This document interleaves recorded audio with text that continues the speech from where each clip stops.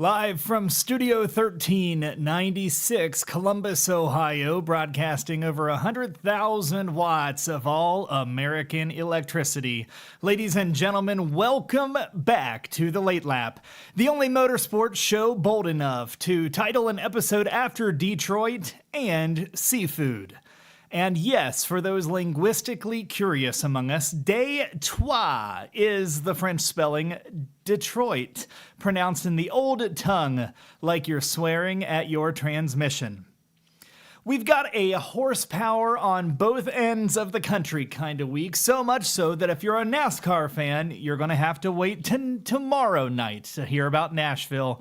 But we will talk tonight about the IndyCar streets of Detroit and the tree-lined straightaways of Epping, New Hampshire, plus some great gab on the automotive industry. But before we even think about music and fun, it is important that we talk about the city and scary mayhem, the ultimately inspiring moment that took place Sunday at the New England Nationals. Jack Beckman, one of the most composed and articulate drivers in the NHRA, a champion, a veteran, a guy who's seen the best and the worst this sport has to offer. And on Sunday, he experienced one of the scariest rides on the track since returning to the seat of an NHRA funny car. We'll set the stage. When these nitro funny cars shake, rattle, and roll, it's not metaphorical. It's 340-mile-an-hour orchestra of violence, and the driver is strapped in like a piano. Beckman's Peak-sponsored Chevy Camaro, fielded by John Force Racing, lost traction and experienced violent tire shake just past the launch in less than a blink. The car crossed the center line and slammed the retaining wall. His nose caved, fiberglass flaked, chassis twisted, and then stillness. But out from the silence stepped a man who gives you a hug when he greets you on his own 2 feet, alert and even waving at the crowd. Jack Beckman walked away like so many great others. Let that sink in. We talk a lot about performance in motorsports. Who's fastest? Who wins? Who red lights?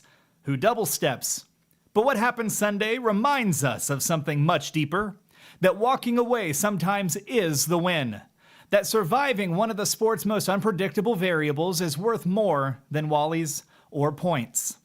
And it's thanks in no part to the unsung heroes of this sport, the men and women at JFR who build safe race cars, and of course, the NHRA Safety Safari.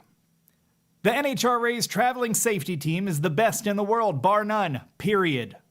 They're the ones who get there first when things go wrong. And on Sunday in Epping, they were flawless, rapid response, full coordination, every movement had purpose. They made sure fans didn't witness a tragedy, and let's be honest, in a sport that pushes that boundary of physics every week, it's easy to become desensitized. We've seen 300 mile an hour become routine. Lately, we've seen 340. We've seen engines explode, bodies fly, carbon fibers shatter. But when it comes down to it, safety isn't routine. It's deliberate, engineered, practiced, upgraded, and earned. In Jack's own words, I pedaled, and it was one of those deals where when these things shake violent enough, your vision kind of shuts down for a second.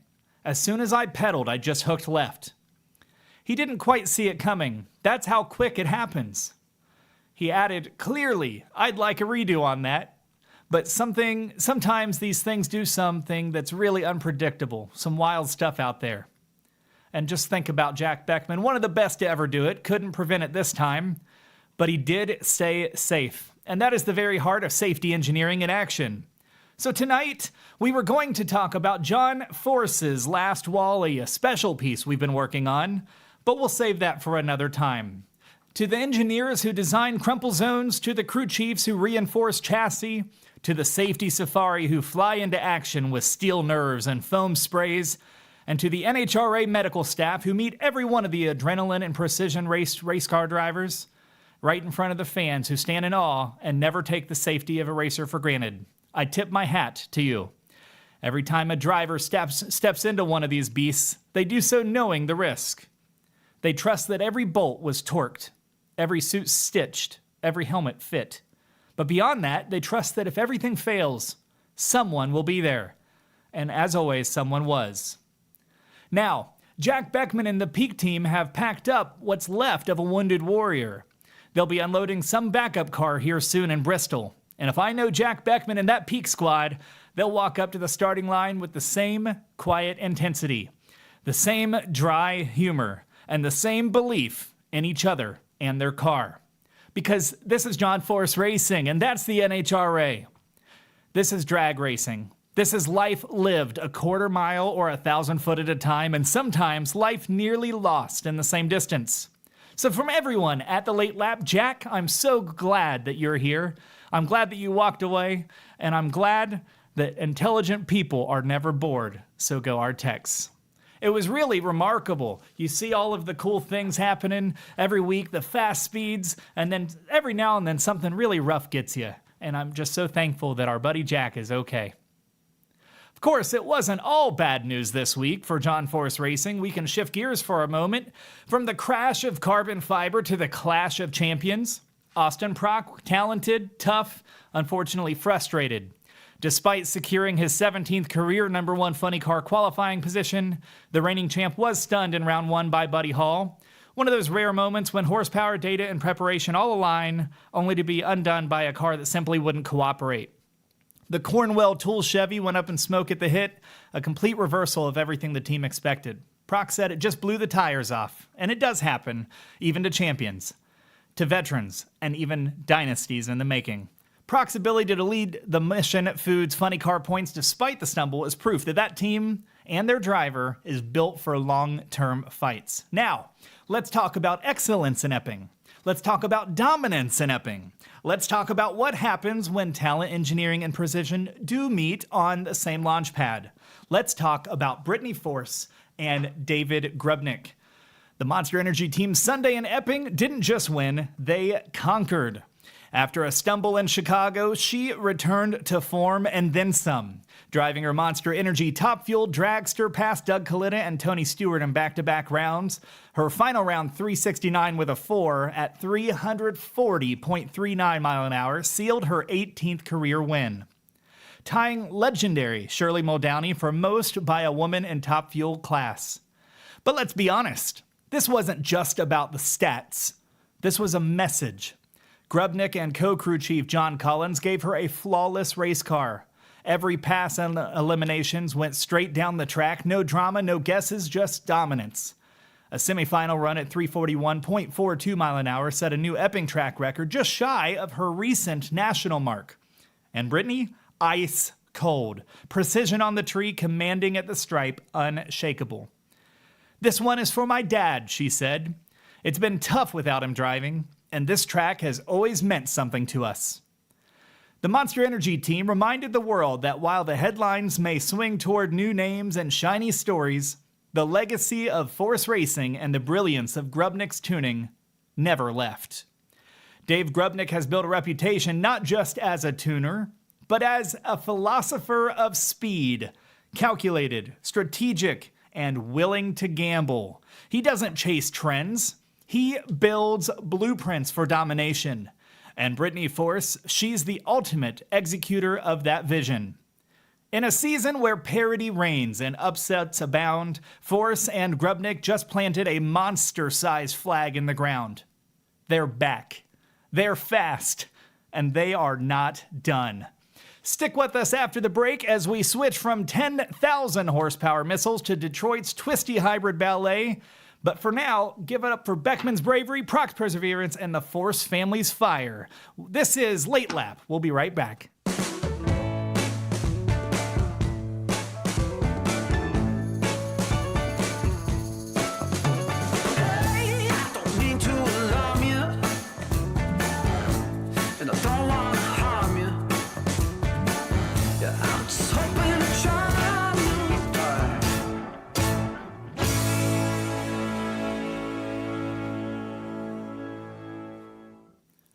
Of course, it was not all just Chevrolet horsepower doing good things in Epping. After nearly a year and a half of watching Wallies go to everyone else, JR Todd is finally back in the winner's circle.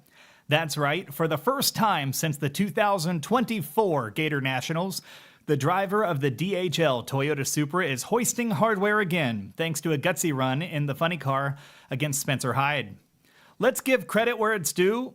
Todd qualified 10th, exploded a motor on Saturday, and still managed to knock down Cruz Pedregon, Phil Burkhardt, Alexis DeJoria, and Spencer Hyde to seal his 22nd career NHRA victory. His final round, a 388 with an 8 at 332.43 mile an hour, and it's his first ever win at New England Dragway. And he says it is a big deal. But let's be honest, for this show, it's less about the driver and more about the operation behind him. Because this win isn't just a notch for JR. It's a celebration for DHL, for Dickie Venables, and most of all for Connie Kalitta. This wasn't a car that coasted to the win. This was a car that caught fire, got rebuilt, and showed up like a war horse on Sunday. The Kalitta Motorsports team worked past midnight just to give Todd a chance to line up, and their reward, a polished, powerful, precision-tuned win in front of one of the most passionate crowds on tour. DHL isn't just a sponsor, it's a symbol of continuity, of faith in a program that has quietly kept the lights on while others came and went. And Connie Kalitta, he's the godfather, the icon, the man who has carried this sport longer than some of the drivers have been alive. Sunday's win was a thank you to him. Let's not forget, this wasn't just about streaks or stats either. It was about Scott Kalitta, whose name still adorns the side of that DHL machine. Todd made himself clear. The win was for Eddie, a nod to Scott and to the annual Lobster Fest held in his memory the night before. A win with ghosts in the paddock and history in the rear view. So yeah, JR Todd finally got it done again. Good for him. But the standing ovation belongs to the guys in yellow, the tireless crew wrenching with cold food in their hands, the crew chiefs who kept believing in a formula still baking in the oven, and the legacy of a Kalitta name that refuses to fade. For once, Epping didn't just deliver lobster or packed grandstands. They delivered justice. And I think that it's just really cool that, you know, the two nitro classes, oftentimes the most popular in the sport, have these wonderful young drivers in Brittany Force and JR Todd representing the historic legacy of both Connie Kalitta and John Force, arguably two of the greatest ever, certainly two of the greatest owners and drivers. It's just a wonderful weekend when you get to kind of live vicariously through past generations. Well, folks, you know, one of the generations that's just not slowing down, one that has been around for a while even, is definitely going to be Greg Anderson. It looks like I'm a little behind on my graphics, but that's okay. Greg Anderson, not finished. He's not slowing down. He's not nostalgic, not coasting on legacy. He's still climbing. This weekend in NHRA, Greg Anderson did what Greg Anderson always seems to do when the pressure is on. He outdrove, outperformed, outright classed the field, and he did grab win number 109. And it makes you wonder, will he someday hold that all-time record? The 63-year-old still chasing wins, and chasing them often. Makes me really wonder. Just maybe. Tonight's car of the day isn't just a statement, it's a stampede. It's a lightning bolt with 7 seats, and yes, it will take you to Costco, to the lake, through a mountain trail, or even leave a Porsche Cayenne Turbo GT in the rearview mirror. We're talking about the 2025 Rivian R1S Tri-Motor, the latest evolution from the EV startup that seems determined to prove 3 motors are better than 4. Yeah, you heard that right. The new Tri-Motor R1S, despite dropping a motor from the previous quad setup, is faster, smarter, and shockingly more refined in all the right ways. In a world where speed and sustainability often feel like awkward bedfellows, this family-sized supercar and SUV clothing just might be the bridge between the morning carpool and your inner drag racer. So 3 motors, 1 mission. Will it blow your mind? Let's start with what you really want to know. This SUV is fucking fast. Under the hood, or more accurately, under the floor, sits 850 horsepower. That's more than a NASCAR. Powered by 3 electric motors, 1 up front and a dual motor setup in the rear combined. That's 1,103 foot-pound of torque. Translation, enough force to make your kids scream with joy. or terror every time you merge. And the numbers are there to back it up. 0 to 60 in 2.8 seconds, quarter mile in 11.1 seconds at 121 mile an hour, top speed 130 miles an hour, electronically limited. This is a nearly 7,000 pound vehicle that can match a Porsche Cayenne Turbo GT in acceleration and actually beat it to the quarter mile stripe. That's not just impressive, that is ridiculous. And just to add some spice, Rivian now includes a launch control feature, complete with a digital countdown, checkered flag icons, and a chirping chime when it's go time. It's playful, but it's serious tech.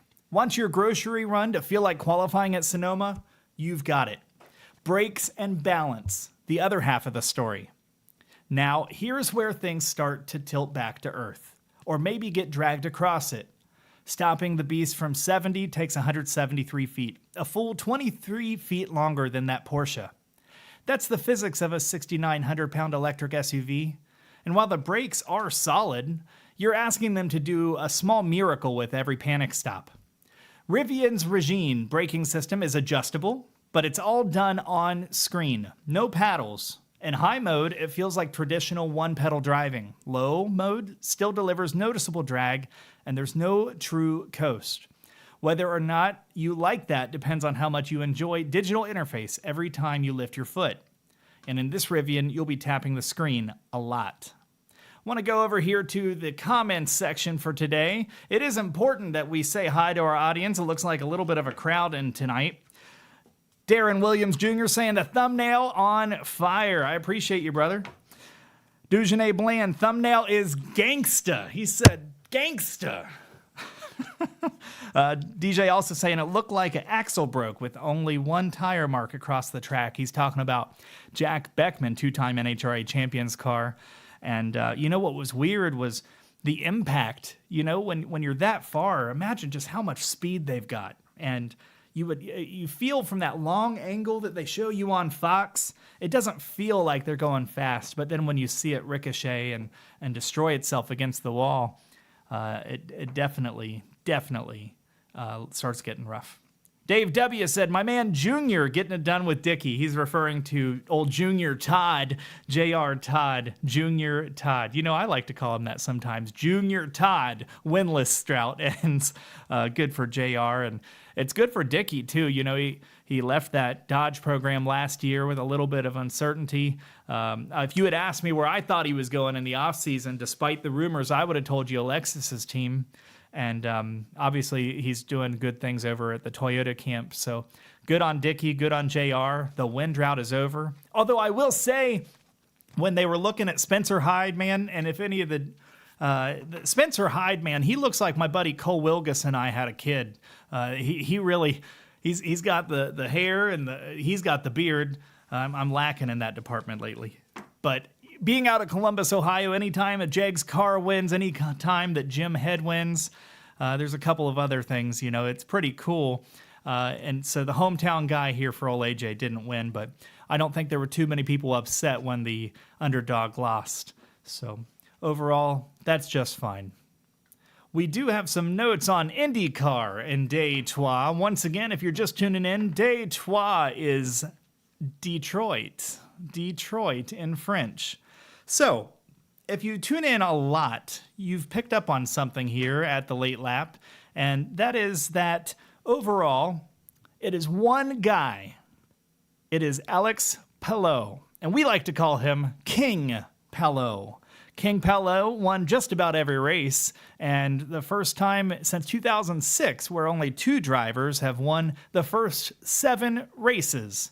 We're going to take a short break, and when we come back, we'll break down all of the GT action, Grand Prix action in Detroit. You're watching Late Lap.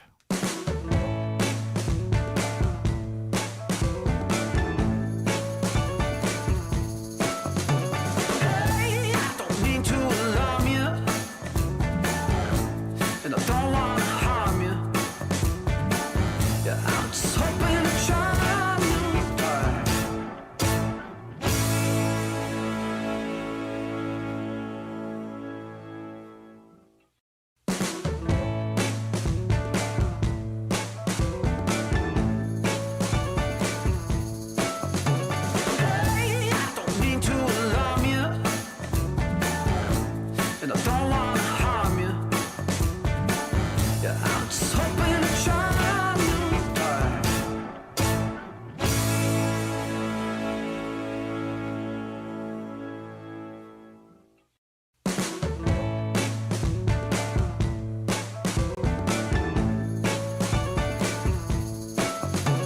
Hey, I don't mean to alarm you, and I don't want to harm you. Yeah, I was hoping to try new die.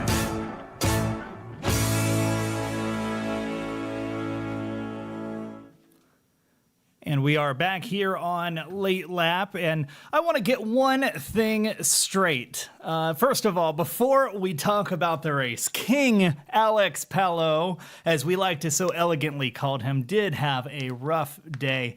Old Dave W. saying, I love when Alex Palou'd the wall. Well, Dave W., I love you, but we're going to hate each other tonight because you're dead wrong. He did say the old Scrappers team headed to Rick Ware and Tony Schumacher. A little bit of some rumor mill action for NHRA. We'll have to hit that one another night, but we're going to fight about Alex Palou. Let's get one thing straight. Right off the starting line. King Palou's reign, it's not over, but it's just hit its first speed bump of 2025. And after the year this guy's had, maybe it's about time the IndyCar world got a breather from his total domination. For the first time in nearly a year, King Alex Palou didn't finish a race. He wasn't off the pace. He didn't blow a strategy call. He did not run out of fuel. He got straight up shoved into the turn 1 tire barrier in Detroit by David Malukas. And what will go down as the most talked about punt since the last time Team Penske held a team meeting. But you know what? That's racing. That's street course survival mode in the tight, unforgiving concrete jungle of Detroit. And this race was peak 2025 IndyCar. It was aggressive, it was messy, and fast and unforgettable too. I want to set it up. You've got 10 different drivers leading laps, 5 caution periods, 6 penalties, 2 tire barriers devoured, and just enough contact to make a body shop owner weep. And at the center of it all, Kyle Kirkwood. Yes, Kirkwood the Killer is back on top. After finishing 4th in qualifying and dodging wrecks like a pinball wizard, for you young kids, that's a song you're going to want to look up. He blitzed the final third of the race like it was personal. He overtook Marcus Armstrong, Kyphon Simpson, and Santino Ferrucci in rapid-fire succession.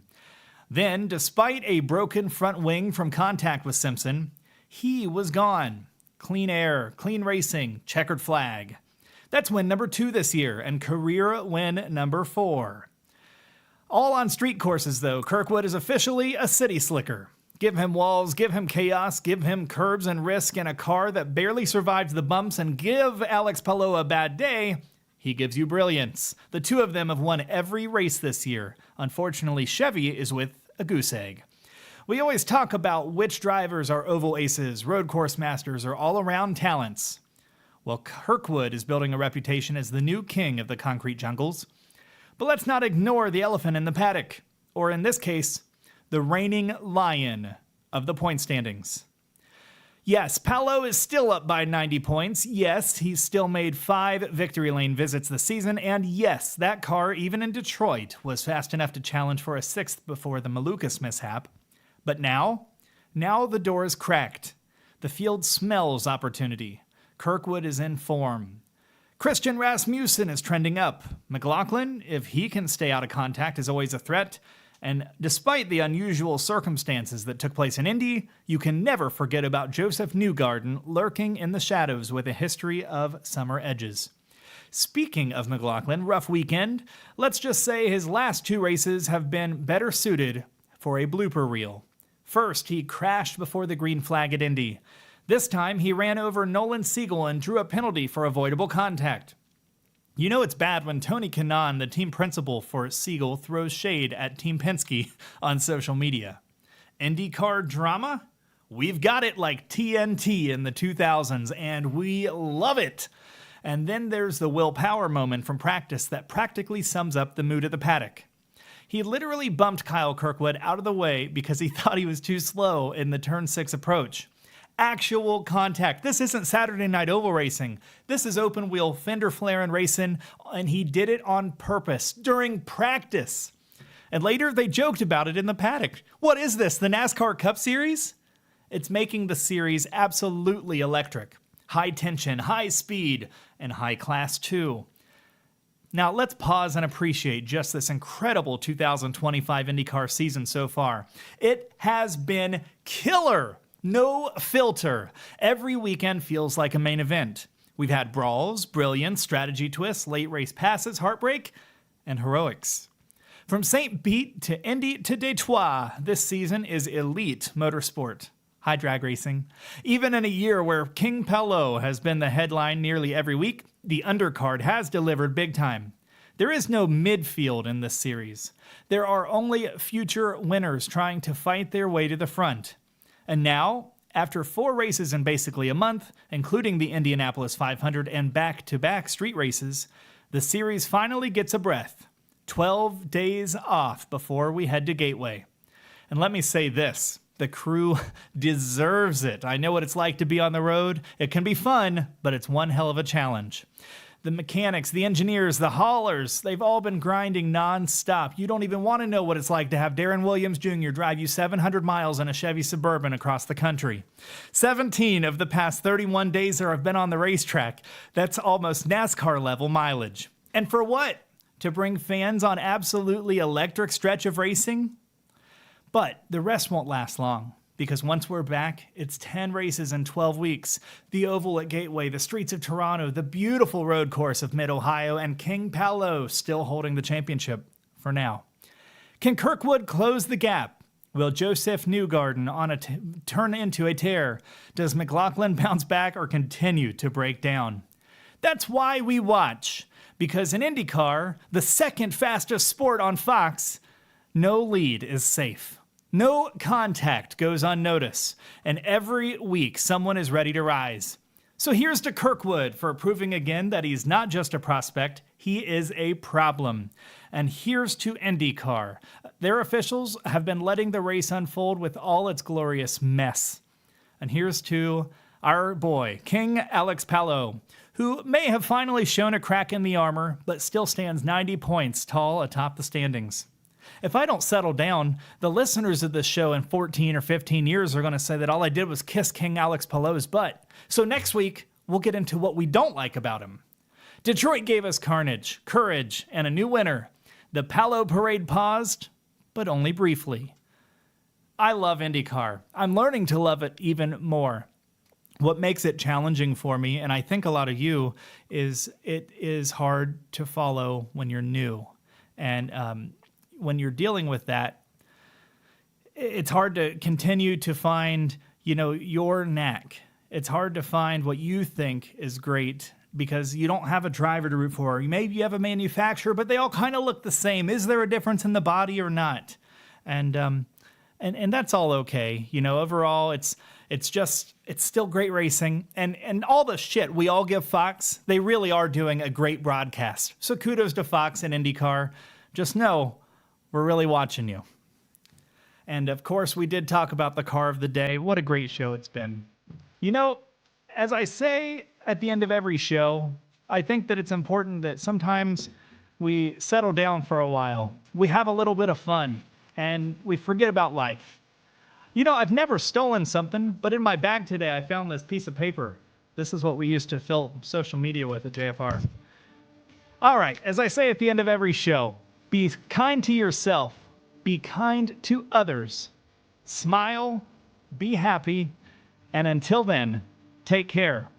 And to our friends in the South, sea amable consigo mismo, sea amable con otros, sonría, sea feliz, hasta entonces, cuídese. Ladies and gentlemen, take care. I'll see you tomorrow night.